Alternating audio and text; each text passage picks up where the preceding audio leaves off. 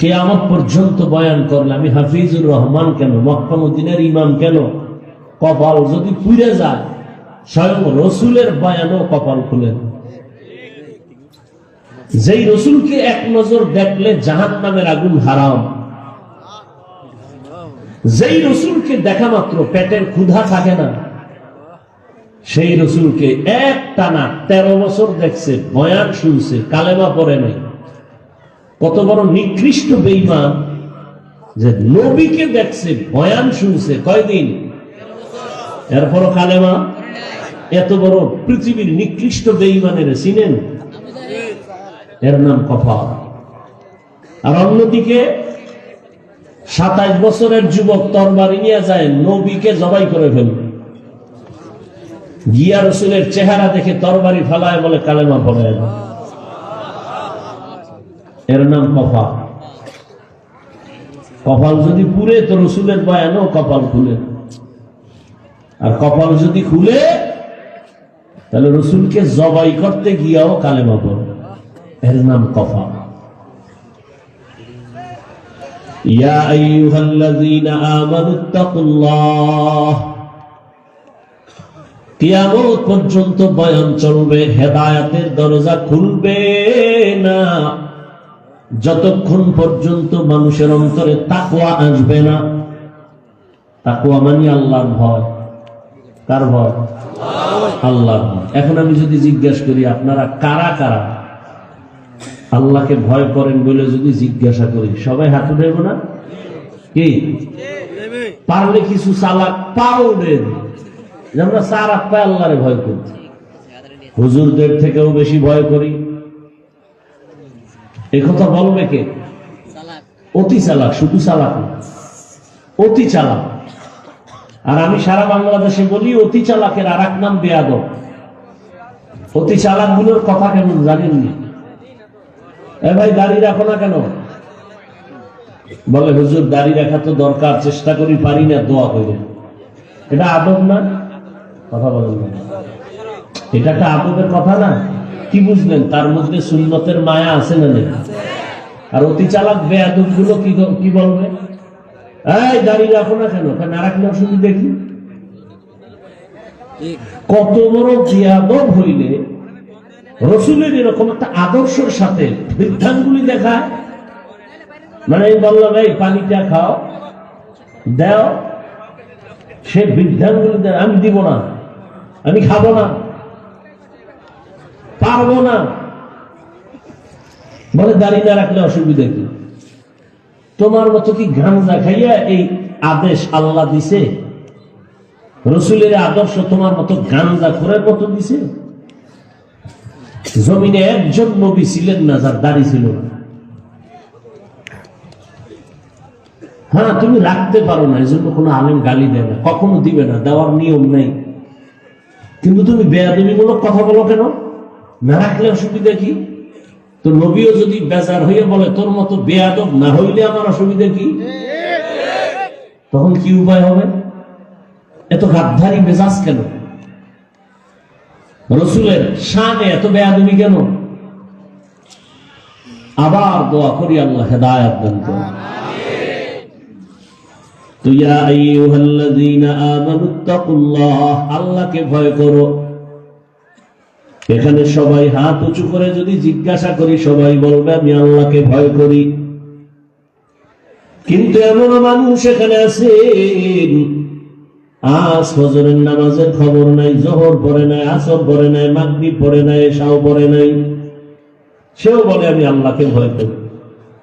আর আমি 5 ওয়াক্ত নামাজ ঠিক মতো আদায় করি, আমিও বলি আল্লাহকে ভয় করি। আপনি রোজা রাখেন না, বলেন আল্লাহকে ভয় করি। আমি রোজা ঠিক রাখিয়া বলি আল্লাহকে ভয় করি। আপনি পর্দা লঙ্ঘন করে বলেন আল্লাহকে ভয় করি। আমি পর্দা রক্ষা করে বলি আল্লাহকে ভয় করি। বলেন দুই ভয় কি সমান? মূলত আপনি আসলে আল্লাহকে ভয় করেন না, ভয় কি জিনিস বুঝেনই না। একজন আল্লাহর বান্দা সাপকে বড় ভয় করে, তার মানে সাপ ধরবে? কথা বলেন না কেন? ধরবে না, বরং সাপ যেখানে থাকার সন্দেহ আছে সেখানেও যায় না। এমন ভয় মাঝে মাঝে ঘুমের মধ্যে সাপ সাপ ভয় চিল্লানি দেয়। ঠিক এমনি ভাবে যে সন্তান মা বাবারে ভয় করে, ওই সন্তান মা বাবার সামনে কখনো অন্যায় করে না, বেতের বাড়ির ভয়। যেই ছাত্র শিক্ষকের ভয় করবে, ওই ছাত্র শিক্ষকের সামনে অন্যায় করবে না। কেন? বলে শাস্তির ভয়। ঠিক এই জমিনে যেই বান্দা আমার আল্লাহকে ভয় করবে, ওই বান্দা গলায় ছুরি লাগাবে, দাড়ির মধ্যে অস্ত্র লাগাবে না, জাহান্নামের ভয়। আসলে আল্লাহর ভয় নাই, কারণ আপনিও তো মুসলমান, আমিও সেই মুসলমান। আপনার আমার আল্লাহ এক, নবী এক, কোরআন এক, কাবা এক, ধর্ম এক, কালেমা এক, নাকি আলাদা? আপনার আমার ধর্ম এক, আপনার আমার কালেমা এক। আপনি যেই কোরআন মানেন, আমিও সেই কোরআন মানি। আপনি যে আল্লাহর গোলাম, আমিও সে আল্লাহর গোলাম। আপনি যে নবীর উম্মত, আমিও সে নবীর উম্মত। দুনিয়াতে আসছি এক, যাবো এক, কাফনের কালার হবে এক, সংখ্যাও তিনটা এক, কবরের সাইজ হবে এক, প্রশ্ন হবে তিনটা কবরে, তাও কিন্তু এক। কে পীর, কে মুরিদ, কে ধনী, কে গরিব, কে শিক্ষিত, কে মূর্খ, ভেদাভেদ নাই, প্রশ্ন সবার এক। রবের পরিচয় দাও, ধর্মের পরিচয় দাও, রাহমাতুল লিল আলামিনের পরিচয় দাও, প্রশ্ন এক। আপনিও মুসলমান, আমিও মুসলমান, অথচ আপনি নামাজ পড়তে কষ্ট পান, লজ্জা পান, আমি নামাজ না পড়লে লজ্জা পাই। আপনি টুপি মাথায় দিতে লজ্জা পান, আমি টুপি মাথায় না দিলে লজ্জা পাই। কেমন মুসলমান আপনি? আমি মসজিদে না ঢুকলে লজ্জা পাই, আপনি মসজিদে ঢুকতে গেলে লজ্জা পান। আমি পর্দা না করলে লজ্জা পাই, আপনি পর্দা করতে গেলে লজ্জা পান। বুঝি না আপনি কি ভুলে আছেন না আমি ভুলে আছি, তাও জানি না। যদি আপনারা বলেন হাফিজ ভাই তুমি ভুলে আছো, দলিল দাও, আমি তওবা করে তোমার লাইনে প্যান্ট শার্ট লাগায় চলি। আর যদি তোমার বিবেক নামের আদালত বলে হাফিজ ভাই তোমরাই ভালো লাইনে আছো, আমরা ভুলে আছি, পা দুটো আগায় দাও, আমি পায়ে হাত দিয়া বলি তওবা করো। ওরে মানুষের শখ থাকে, এইটার মধ্যে জানি কি মজা না? শখ তো মিটাইছো, আর কত? মনে মনে শখ ছিল পার্কে গেলে কি জানি মজা, ওই পার্কে তো কম যাও না, আর কতবার যাইলে তোর আশা মিটবে, তারপরে তওবা করবি। আর আমি তো একবারও যাই না। তোর মতো শখ আমার মধ্যে আছে, কারণ গুনাহের আকর্ষণ সবার ভেতরেই আছে। এ আমার কলিজার যুবক, নারীদের নাচ গান দেখলে কি জানি মজা। এই মজার লোভে গিয়া কত নাচ গান দেখছো, কত গানের আওয়াজ কানে নিছো, আর কতদিন গান শুনবি আর নাচ দেখার পরে তোর মনের আশা মিটবে, তারপরে তওবা করবি। অথচ কিন্তু আমি একবার ওই লাইনে যাই নাই, ভুলে ভুলে দুই একটা অন্যায় হয়েই গেছে, বারবার এজন্য আল্লাহর কাছে তওবা করি, ক্ষমা চাই। জীবনে কত মাইয়ার চরিত্র নষ্ট করেছো রে যুবক, আর কত মাইয়ার চরিত্র নষ্ট করলে তোর মনের আশা মিটবে, তারপরে তওবা করবি বল। জীবনে নেশা কম পান করো নাই, আর কত নেশা পান করলে তোর মনের আশা মিটবে, তারপরে তওবা করবি। দাড়ি কাটলে জানি কি মজা, এই ভাইবা ভাইবা কতবার দাড়ি কাটছো, আর কতবার কাটার পরে বলো তোমার মনের আশা মিটবে, তারপরে তওবা করে ফিরিবা বলো। নামাজ না পড়ার মধ্যে মজা, জীবনে কম নামাজ ছাড়ো নাই, আর কতদিন নামাজ বাদ দিয়া তোমার আশা মিটাইয়া তারপরে তওবা করবা বলো। এবং এটাও বলো তোমার হায়াতের বাকি কত। এমন একটা দিন নাই যুবকের লাশের খবর নাই। করোনায় কত প্রাণ চলে গেল, ছাত্র জনতার আন্দোলনে কত তাজা তাজা যুবক চলে গেল। গাড়ির নিচে যুবকের লাশ, পানির নিচে যুবকের লাশ, ঘুমের বিছানায় যুবকের লাশ। আবার তাকায় দেখো রে যুবক, তোমার মতো বহু যুবক স্কুলেও পড়ে, কলেজেও পড়ে, নামাজ ছাড়ে না, দাড়ি কাটে না। মনের একটু জিজ্ঞাসা করো, তোমার কপাল কেন এত খারাপ? মনের প্রশ্ন করো, বিবেকরে জিজ্ঞাসা করো, রে বিবেক, তোমার মতো যুবক যদি জেনারেল লাইনে থাইকা র্যাব, আর্মি, পুলিশ, বিডিআর চাকরি করিয়াও নামাজ পড়ে, তুমি কেন পারবা না রে বাবা? তোমার মতো যুবক রাস্তায় গাড়ি চালাইয়াও নামাজ পড়ে, বলো তুমি কেন পারবা না? কার পেছনে ঘুরিয়া কি পাওয়ার আশায় আমার আল্লাহরে ভুলে গেছো? কার পিছনে? যার পিছনে ঘুরো, খোদার কসম সে তোর জানের দুশ্মন। স্বার্থে আঘাত লাগলে দল থেকে নাম কাটবে না, কল্লা কেটে ফেলবে। সোনার বাংলার রাজনীতি ট্রেডিশন, স্বার্থে আঘাত দিবি, দল থেকে নাম কাটে না, এখন ডাইরেক্ট কি কাটে? আমি বানায় বলতেছি, এটা সোনার বাংলার ধান্দাবাজার, চান্দাবাজের রাজনীতি। আর ইসলামের রাজনীতি, মালিক যেই প্লেটে খাবে, গোলাম একই প্লেটে খাবে। ওই চান্দাবাজার, ধান্দাবাজের গোষ্ঠী ভালো করে জানে ইসলাম সঠিক, ইসলাম ছাড়াই জাতি শান্তি পাবে না। এরপরও কেন ওরা মানে না? মানতে গেলে ওদের চান্দাবাজি চলবে না, দুর্নীতি চলবে না, এই জন্য ইসলামের কথা কয় কিন্তু নিজে মানে না। যারা ইসলামের কথা কয় মানে না, এদেরকে বলে ধর্ম ব্যবসায়ী। ওরা আবার আঙ্গ গালি দেয় কি কইয়া? আমরা ধর্ম নিয়ে ব্যবসা করি। বিসমিল্লাহ কইয়া বক্তৃতা শুরু কইরা স্টেজের পিছে যায়, গাঞ্জা খায়, মদ খায়, বিড়ি টানে। এরা ধর্ম ব্যবসায়ী না। আমরা নামাজ পড়ি, দাড়ি রাখছি, টুপি পরি, মানুষের পাও ধরে বয়ান করি, আমরা বলে ধর্ম ব্যবসায়ী। অর্থাৎ প্রত্যেকটা জায়গায় ওরা উল্টা স্লোগান দিয়ে রাখছে, জাতিকে আইওয়াশ করে রাখছে। বলে হুজুর ওয়াজ করবেন, রাজনীতির ওয়াজ করবেন না, মানে জাতিকে বুঝাইছে ধর্ম আর রাজনীতি আলাদা। অথচ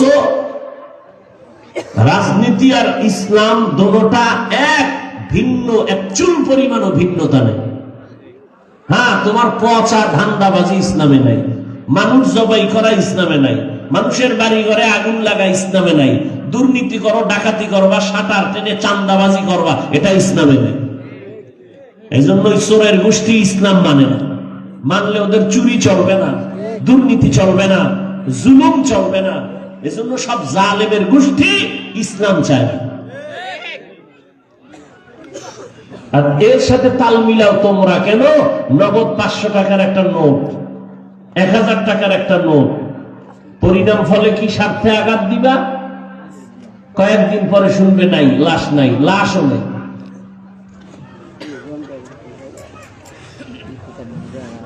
আল্লাহ হেদায়েতের দৌলত সবাইকে দান করে। আমরা ইসলাম থেকে অনেক দূরে সরে গেছি, বুঝার চেষ্টা করি না। কেউ বুঝাইতে চাইলে উল্টা তার উপরে আমরা রাগ করি।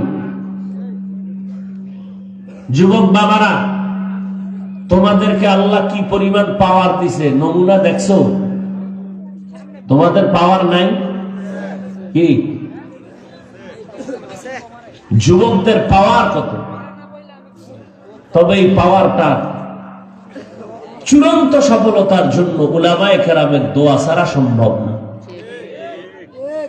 এজন্য ছাত্র জনতার বৈষম্য বিরোধী আন্দোলনে সফলতার চাপ উঠছে তখন, উলামায়ে কেরাম মাঠে আসছে যখন।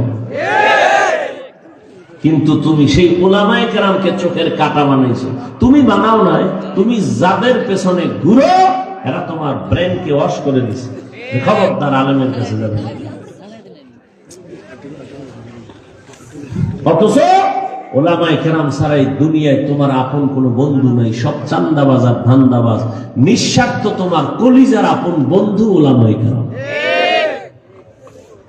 ওলামায়ে কেরাম এই জাতিকে যা দিছে কেউ দেয়নি। নিজের জীবনকে বাজি রেখে ছাত্র নিয়ে মাঠে নামছে, যুবকদের এই জাতির কল্যাণের জন্য, জালেমের বিরুদ্ধে। এত সুন্দর আন্দোলনের সফলতা পাইয়া বলছে কি আমগো ক্ষমতায় বসাও? কোন হুজুর? উপদেষ্টা কে থাকো জানার দরকার নাই, জুলুম করলে আমরা আবার রেডি, আন্দোলন হবে। এই জাতিকে আর জুলুমের শিকার হতে দেয়া যাবে না। চান্দাবাজার ধান্দাবাজিদের আর সুযোগ দেওয়া হবে না, সব বেয়াদবের চামড়া তুলে ফেলা হবে। যুবক এত ভয় পাও কেন, এত পেরেশানি কেন? ওলামায়ে কেরামকে আপন বানায় চলো। দুনিয়ায় তুমি বাদশা, পরকালেও বাদশা, কোনো টেনশন নেই, কখনোই টেনশন নেই। খবরদার, আর যদি জুলুম করো তো গাট্টিটা রেডি রাখ, জুতা নিয়েও পালাইতে পারবি না, রেডি থাক। এ জাতির কান সজাগ হয়ে গেছে, চোখ সজাগ হয়ে গেছে, আর জুলুমের সুযোগ কেউ দিবে না। গাট্টি রেডি রেখো, যারা জুলুম এখনো করতেছ, তোমার পরিণাম ফলো ভয়ঙ্কর হবে। আল্লাহ হেদায়েত দান করুন। কিয়ামত পর্যন্ত বয়ান চলবে, মানুষের পরিবর্তন আসবে না যতক্ষণ পর্যন্ত তাকওয়া অন্তরে আসবে না, আল্লাহর ভয় আসবে না। এটা যেমন সত্য, ঠিক ওই আল্লাহর ভয় অন্তরে ততক্ষণ আসবে না জাতি যতক্ষণ উলামায়ে কেরামের নজর নিবে না। কোনদিন সম্ভব না। তাকওয়া এত দামি, আল্লাহ তাআলা বলেন এই তাকওয়ার বিনিময়ে আমি তাকে দুনিয়াতে 6টা পুরস্কার দান করব, আখিরাতে আরো 2টা পুরস্কার দান করব। আখিরাতের 2 পুরস্কারের প্রথম হলো মুত্তাকি, যারা তাকওয়াওয়ালা বিনা হিসাবে পাবে জান্নাত। পরকাল জীবনের 2য় পুরস্কার মুত্তাকিনদের জন্য। আল্লাহ বলেন আমি পর্দা ছাড়া ডাইরেক্ট আমার মুত্তাকিনদের সাথে দিব মোলাকাত। দুনিয়াতে আরো 6 পুরস্কার। মুত্তাকি যারা, এদের মতো দামি দুনিয়াতেও কেউ নাই, আল্লাহর আদালতেও কেউ নেই। আর এই তাকওয়া অন্তরে জমা করো। আল্লাহর ভয় যখন অন্তরে চলে আসবে, গুনাহ করতে তোমার আর মন চাইবে না। তুমি মনে মনে ধোকায় পড়ে আসো, দাড়ি রাখলে না জানি যৌবন চলে যাবে, টুপি মাথায় দিলে মাথা গরম হবে। কই, আমরা তো কোনোদিন মাথা গরম করি না, গরম তো তোমরাই করো। বাংলাদেশে তালাশ করে দেখবা, যত স্বামী বউ তালাক দেয় অধিকাংশ দেখবা সব টুপি ছাড়া মাথা গরম।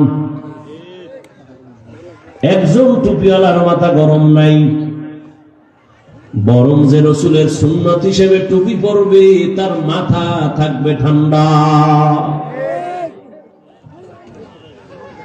রহমতের নবীর আদর্শ মানিয়া চলার কারণে তোমার চোখের সামনে তাকাইয়া দেখো, মহামারী করোনা, স্কুল কলেজ বন্ধ, চাকরি বন্ধ, ব্যবসা বন্ধ, লেখাপড়া বন্ধ, দুনিয়ার সব কিছু বন্ধ হয়ে গেছে। কিন্তু উলামায়ে কেরামের মিশন, একটা কোরআনের মাদ্রাসাও বন্ধ হয় নাই। না খাইয়াও কোনো হুজুর মরে নাই। ও আল্লাহর বান্দারা, দুনিয়া দুনিয়া করিয়া যারা আল্লাহকে ভুলে গেছো, দুনিয়া দুনিয়া করার পেছনে 2টা উদ্দেশ্য থাকে। 1 নাম্বার, দুনিয়াতে সম্মানের চেয়ার পাইবে আর শান্তির জীবনে ঘুমাবে। কিন্তু আমি হিসাব করে দেখলাম, যারা দুনিয়া দুনিয়া দুনিয়া করে জিকির করিয়া আল্লাহ নবী সারিয়া আলেম ওলামা থেকে দূরে, আরা সম্মানেও নাই, শান্তিতেও নাই, একটাও সম্মানে নেই। ওই সম্মান দিয়ে লাভ কি বাবা? যে একবার ফুলের মালা, ফাইনালে জুতার মালা, এই সম্মানের দাম আছে? টাকা দিয়া সম্মান কিনলে তো এমনই হবে। টাকা দিয়া সম্মান কিনলে প্রথম ফুলের মালা, ফাইনাল কি মালা? আর আল্লাহ যদি সম্মান দান করেন, ওই সম্মান যদি ধরিয়া রাখো, দুনিয়াতেও তুমি বাদশাহ, পরকালেও তুমি বাদশাহ। চেয়ারম্যানের চেয়ারের মেয়াদ শেষ, এমপির মেয়াদ শেষ, মন্ত্রীর চেয়ারের মেয়াদ শেষ, অনেক এসপি, অনেকে ওসি, অনেক ডিসির চেয়ারের মেয়াদ শেষ। কিন্তু আল্লাহর সম্মান পানেওয়ালা কোরআনওয়ালারা যে চেয়ারে বসে, কোনো মেয়াদই নেই, শেষ কিসে? এরে নবীরা আসে, আল্লাহর দেয়া সম্মান কই দুনিয়া দুনিয়া দুনিয়া কইরা সম্মানেও নাই, তুমি শান্তিতেও নাই, বরং প্যারার উপরে প্যারা, পেরেশানি আর পেরেশানি। ছেলে নিয়ে পেরেশানি, মেয়ে নিয়ে পেরেশানি, বউ নিয়ে পেরেশানি, দোকান নিয়ে পেরেশানি, ব্যবসা নিয়ে পেরেশানি, চাকরি নিয়ে পেরেশানি, শেষ পেরেশানি হামলার ভয়, মামলার ভয়। আর আমাকে কোনো পেরেশানি আছে? জেহেনের আইতে নেকাই ইমামতি থাকলেও আলহামদুলিল্লাহ, না থাকলেও আলহামদুলিল্লাহ, বয়ান চললেও আলহামদুলিল্লাহ, বয়ান না চললেও আলহামদুলিল্লাহ। করোনার সময় তো ঘরে বয়ে রয়েছি, কই কোনো হুজুর তো না খাইয়া মরে নাই, কোন ইমাম তো না খাইয়া মরে নাই, সম্মানও কমে নাই। চোখের সামনে দেখতেছ, এরপরেও কেন নবীর আদর্শের মালা গলায় লাগাও না? আমি কিন্তু একবারও বলি নাই, বলবো না যে তুমি হুজুর হও, দাড়ি রেখা টুপি লাগায় এরপরে তসবিহ হাতে টানো, একবারও বলি নাই, বলবো না। ভয় নাই, ইসলাম অনেক সহজ, তুমি কঠিন বানাইছো কেন? তুমি চাকরি করো আলহামদুলিল্লাহ, ব্যবসা করবা আলহামদুলিল্লাহ, ডাক্তারি পড়বা বাধা নাই, ইঞ্জিনিয়ারিং পড়ো বাধা নাই, তুমি প্রফেসর হও বাধা নাই, ওখানে থাইকা মদিনার আদর্শের মালা গলায় লাগাও, ডাক্তারি পড়িয়াও তোমার জান্নাত রেডি। তুমি এত ভয় পাও কেন? তুমি ডাক্তার হও, ডাকাত হইও না, গোটা দুনিয়াটাকে আলোকিত করো। তোমার মতো যুবকরাই তো দুনিয়াটাকে আলোকিত করেছে। কিন্তু বেঈমানের গোষ্ঠীরা কত বড় ষড়যন্ত্র করে মোবাইল হাতে দিয়ে চরিত্র ধ্বংস করার জন্য। মুসলমানের হাতে হাতে মোবাইল, আবার কিছু বাপমা নামের কলঙ্ক আছে, বাচ্চার হাতে মোবাইল দিয়ে দিস, মানে ছুরি দিয়ে গলা কাটাটা ওটা ছিল ডাইরেক্ট, মোবাইল দিয়ে জীবন নষ্ট করাটা ইনডাইরেক্ট। কেমন মা বাবা, কেমন অসতর্ক মা বাবা! আল্লাহ হেদায়েত দান করুন। আমার কলিজার যুবক, ঢাকা বিশ্ববিদ্যালয়ে যাও, জাহাঙ্গীরনগরে যাও, গিয়া দেখো কলেজে লেখাপড়া করে, পাগড়ি মাথায়, বড় জামা, বড় দাড়ি, পেছন দিক দিয়ে তাকাইলে মনে করবা মসজিদের কোন ক্ষতি, অথচ সে আরবিও ভালো জানে না। এই যুবক বাবা, কই পড়ো? কয় ঢাকা কলেজে পড়ি, জাহাঙ্গীরনগরে পড়ি। থাকো কই? সলিমুল্লাহ হলে থাকি ঢাকার। তোমারই রং কেন? আল্লাহওয়ালাদের নেক নজর লাগছে। কি লাগছে?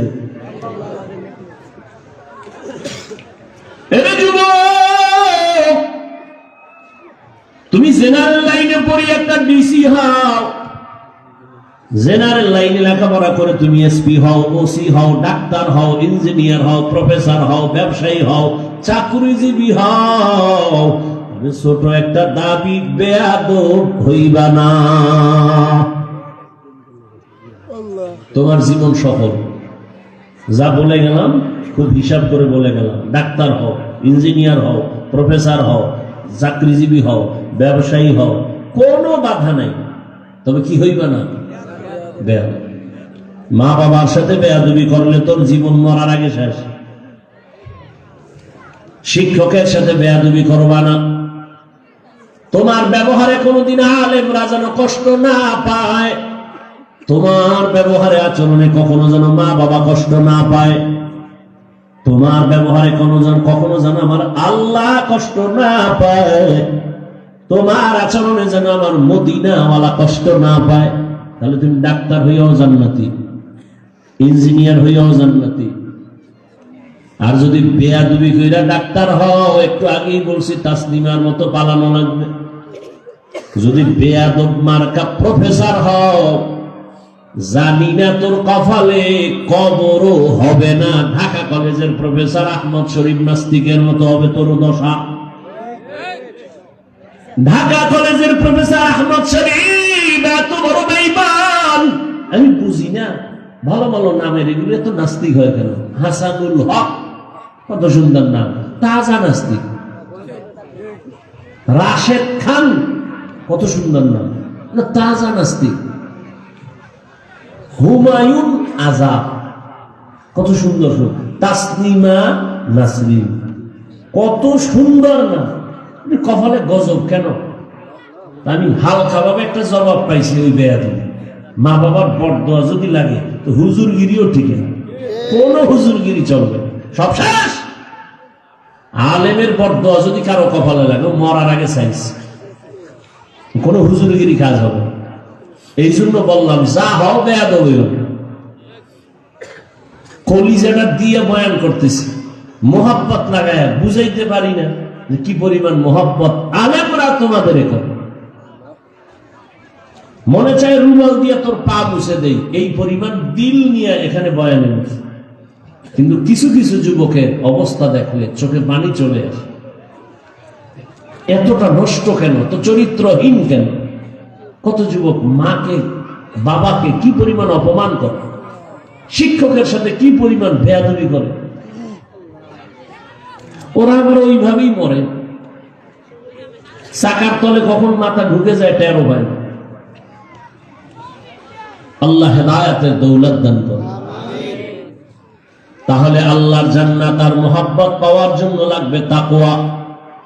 তাকওয়া মানে আল্লাহর ভয়।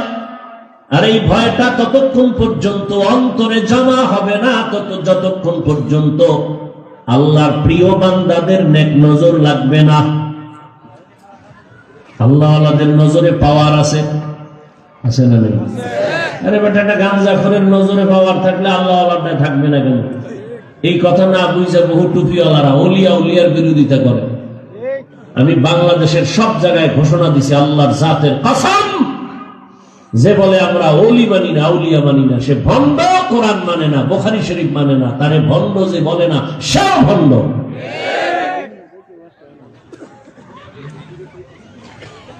আল্লাহ ওয়ালাদের নজরে পাওয়া। দেখবেন একটা গাঞ্জাখোর দুধের বাচ্চার দিকে বদ নজর লাগাইছে, তো বাচ্চা অসুস্থ হয়ে গেছে, খায়ও না, রুচি নাই, শুকায় যায়। ডাক্তার দেখেন তো কোনো রোগ নাই, যাও। এবার মুরব্বীর কাছে গেছে, হুজুর কি ব্যাপার বুঝি না, মুরব্বীরে খায় বদ নজর লাগছে, মুখ দোষ লাগছে, শেষ। বাচ্চার অবস্থা খারাপ। নজর বড় খারাপ জিনিস। মাঝে মাঝে দেখবেন আপনাদের এলাকায় কদু গাছে জুতা টানে, কেন? জুতা বরকতের জিনিস, নমরুদের গানে লাগছে, এটার বরকতে কদুগুলো অনেক বড় হবে। কি আপনাদের ধারণা কি জুতা টানায় কেন? বলেন না। বদনজর। কার বদনজর? পিসাবের, হুজুরের, না গাঞ্জাখোর?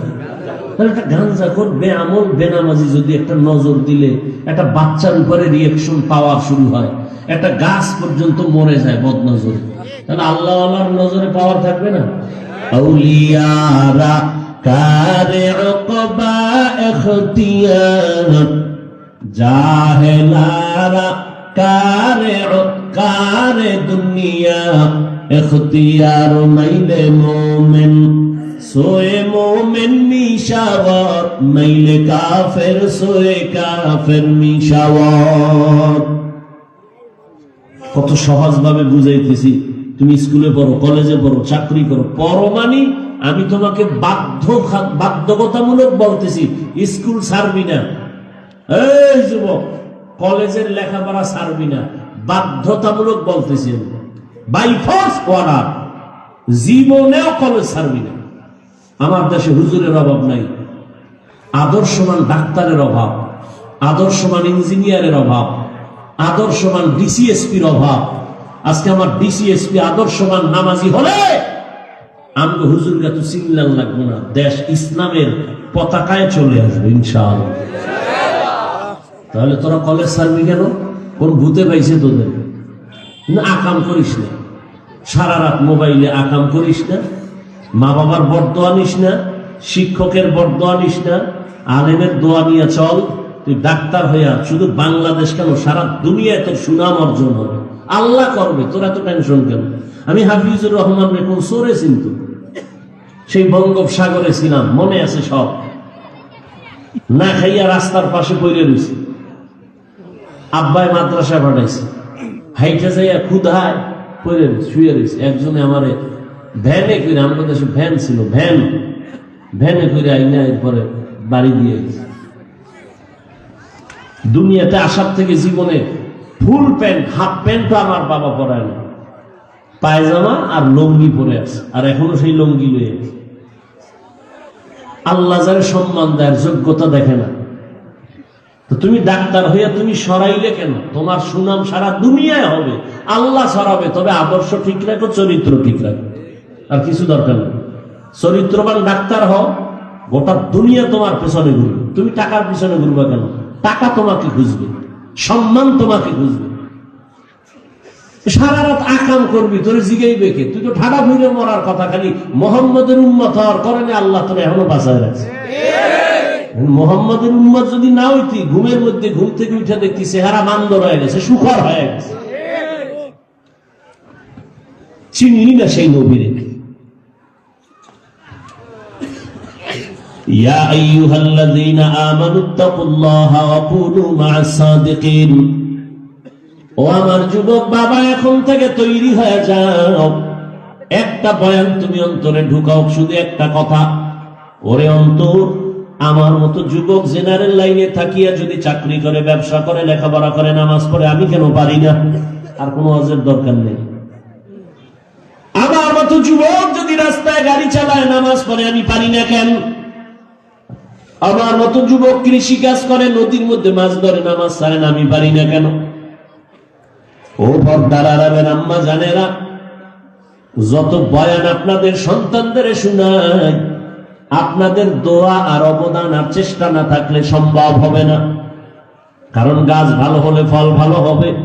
আম্মা জানের চেষ্টা আর দোয়া থাকলে সন্তান ভালো হবে। আরে আম্মা জান, এই স্টেজে কয়েকটা ছেলের মাথায় পাগড়ি দিলাম, কোরআনের হাফেজ।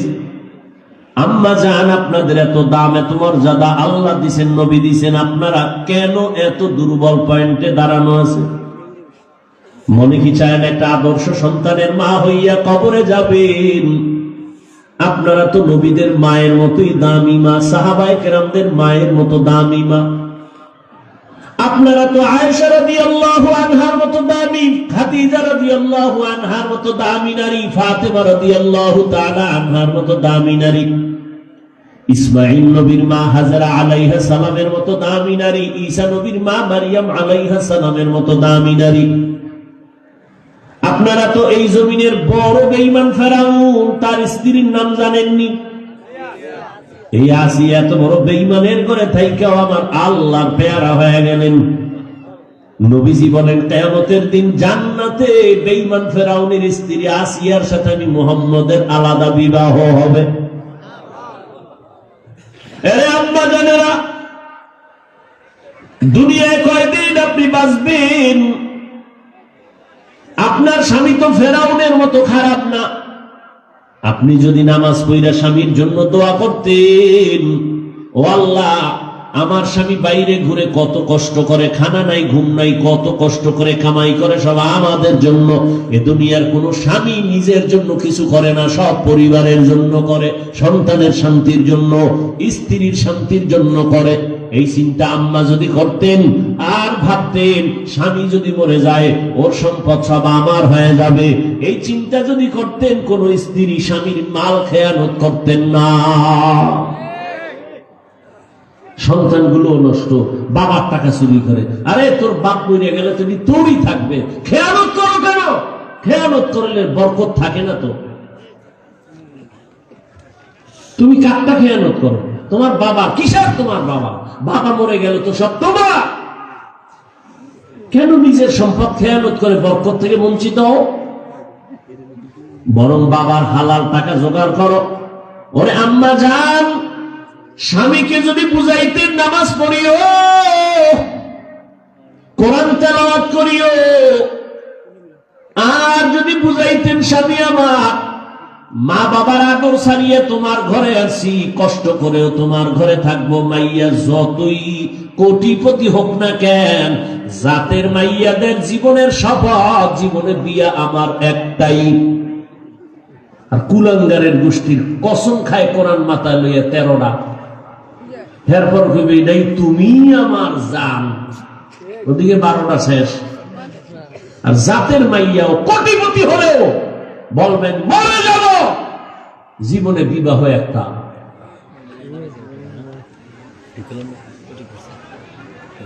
এরে আল্লাহর গোলাম, এরে আম্মা জান, স্বামীকে যদি বুঝাইতেন, স্বামী কষ্ট করে তোমার সংসার করব, তবে আমার জীবনের দাবি হারাম টাকার মাল ঘরে আনবা না, হারাম টাকা খাইয়া নিজেদের রক্ত নাপাক করব না, সন্তানের রক্ত নাপাক করতে দিব না। ঘরের মা যদি স্বামীকে বুঝাইতেন, ওই স্বামী জীবনেও হারাম মাল ঘরে নিতে পারত না। বরং কয়েকজন মাইজ গুনে গুনান নিত স্বামীর মাল, ফকির বানায় লাইব স্বামীরে, আউলা জুল্লা খরচ করে গুনার রাস্তায়। একটু চিন্তা করে না যে হারাম ভাবে টাকা খরচ করলে বরকত থাকবে না। ও ভাই, কেমনে বুঝাবো বরকত? সরকারি বেসরকারি চাকরি করে কোটি টাকা পাইয়াও শান্তি নেই, আর একজন ইমাম সাহেব 5,000 6,000 7,000 টাকা দিয়া কত আরামে আছে। অথচ ওই কোটিপতির ঘরে খানেওয়ালার সংখ্যা বেশি কম, হুজুরের ঘরে খানেওয়ালার সংখ্যা কি বেশি, এরপরও বেতন কম পাইয়াও শান্তিতে আছে, কোনো হাহুতাস নাই। আছে? এর নাম বরকত। হালালে বরকত, হারামে বরকত নাই। একটা কুত্তা বাচ্চা দেয় বছরে 5টা, গরুতে দেয় একটা। কি বলেন তো? কুকুর জবাই হয় কেমন বিবারিয়ায় হয়? দুনিয়ায় কেউ কুকুর জবাই করে না, বরং পশ্চিমা রাশিয়া আমেরিকার গোষ্ঠীরা বাচ্চা কোলে না নিয়ে কুত্তা কোলে নেয়। দুনিয়ার কেউ কুকুর জবাই করে না। একটা কুকুর বাচ্চা দেয় 5টা, গরু বাচ্চা দেয় একটা। হাজার হাজার লাখো কোটি গরু জবাই হয়, এরপরেও কিন্তু বাংলাদেশে কুকুর বেশি না গরু বেশি? এর নাম বরকত। 5টা বাচ্চা দিল, কুত্তায় খাইলো না কেউ, এরপরও কুত্তা কম। আর গরু বাচ্চা দিল একটা, খাইলো কোটি কোটি মানুষ, এরপরও গরু বেশি। এর নাম কি? বরকত। হালালে বরকত, হারামে বরকত নাই। হারাম ভাবে টাকা